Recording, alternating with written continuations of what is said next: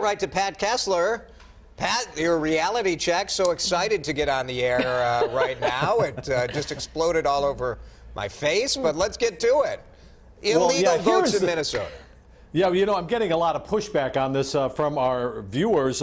Here's a couple. That was the thinnest fact check you've ever done. You did something easy, not hard. Here's another one. You don't know what you're talking about.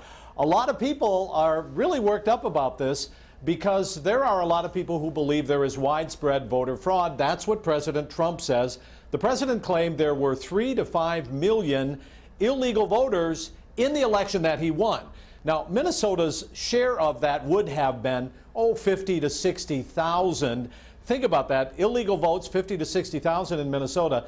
What we found, looking at all the court records for the last 12 months after the election in which Donald Trump was elected, we found that there were 11 people charged and convicted. So 11, not anywhere in the thousands. That doesn't stop people from thinking there is a lot of voter fraud, and there probably will still be some moves to institute things like voter ID. But this is something that people take really personally, and I'm hearing about it. Well, it's probably more than 11, though, right, Pat? I mean, that's 11 prosecutions. That's like saying we found 400 speeding tickets, so only 400 people are speeding. Well, how do we know that? I mean, this is called reality check, Jason. I'm familiar. We fact check what are the facts. But you're not saying that these are the facts that, as we know.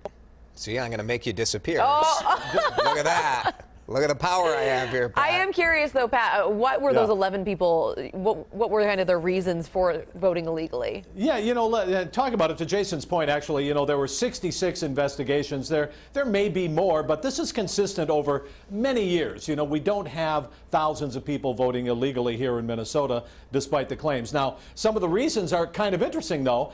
These are convicted felons, people who have been let out of prison, and they claim they did not know they weren't allowed to vote because they're convicted felons.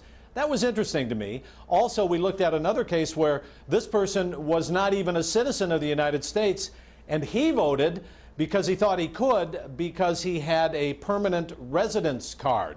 So those are some of the reasons that we see of people trying to vote. It's important to note, even among Republican elected representatives in Minnesota, I don't think we've ever heard any major Republican in the state say that there's widespread voter fraud. No, absolutely not. But there was a lot of talk about this. Remember, we've had a number of recounts here in Minnesota, most famously the Al Franken recount where he beat Norm Coleman. He won his Senate race by 312 votes, and people are still upset about that and claiming there was voter fraud in that. But there's no evidence. No, the lawyers don't claim it. The courts didn't find it, and there are no studies to indicate that either. Very good. That's a reality check right there.